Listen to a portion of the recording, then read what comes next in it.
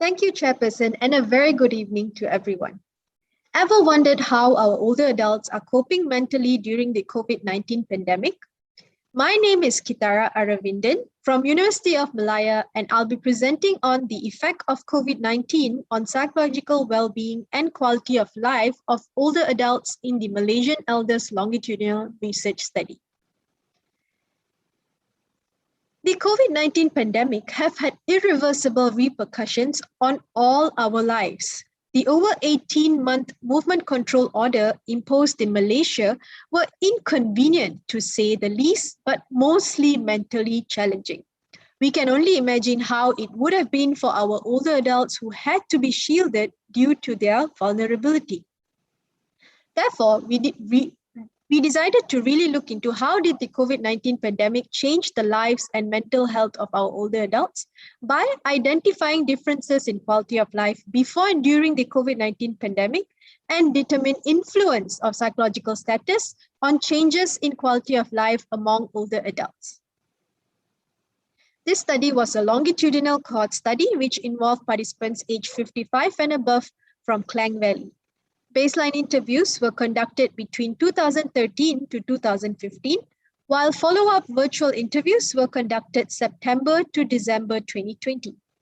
We used the CAS-12 scale to assess quality of life, the DAS-21, GDS-15, and PSS-4 scales to assess anxiety, depression, and stress respectively. We administered descriptive analysis, Wilcoxon test, and linear regression analysis via IBM SPSS. Moving on to the results. Mean age of participants were approximately 73 years old, and majority of our participants were female, married, and had received at least secondary education. Only 4.8% of our participants lived alone. In terms of changes in psychological status, approximately 47% of our participants experienced increase in depression before and during the pandemic.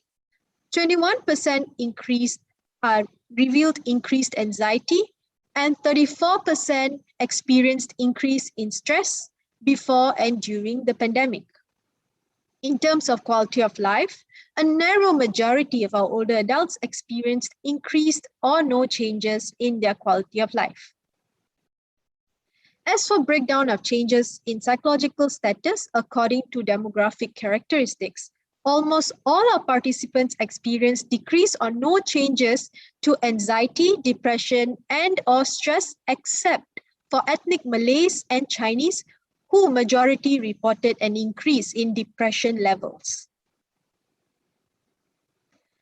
As for changes in quality of life from baseline to follow-up, participants felt more out of control, left out, short of money, and life was full of opportunities more often, and they felt like they could please themselves with what they did more often. Sorry, I would like to repeat myself. As for changes in quality of life from baseline to follow-up, participants felt out of control, left out, short of money, and life was full of opportunities less often and could please themselves with what they did more often.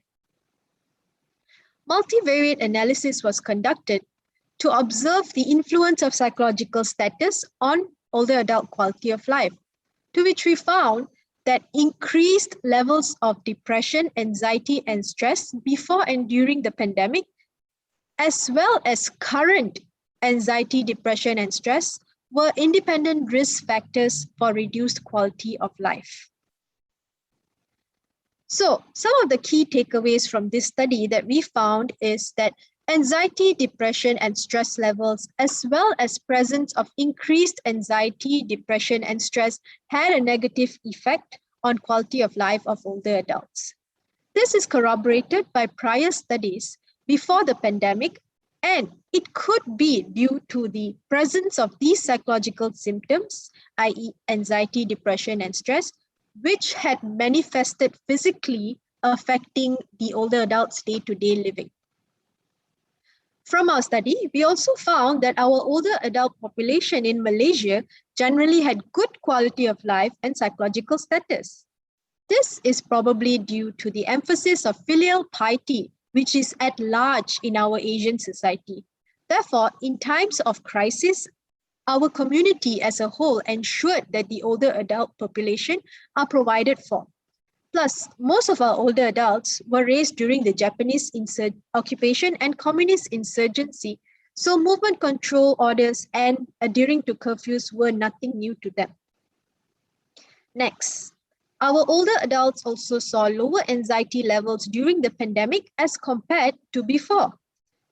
While all of us experienced loss of social activity, this loss did not negatively influence our older adults' mental health, which could also imply the possibility of low social activity among our older adults even before the pandemic.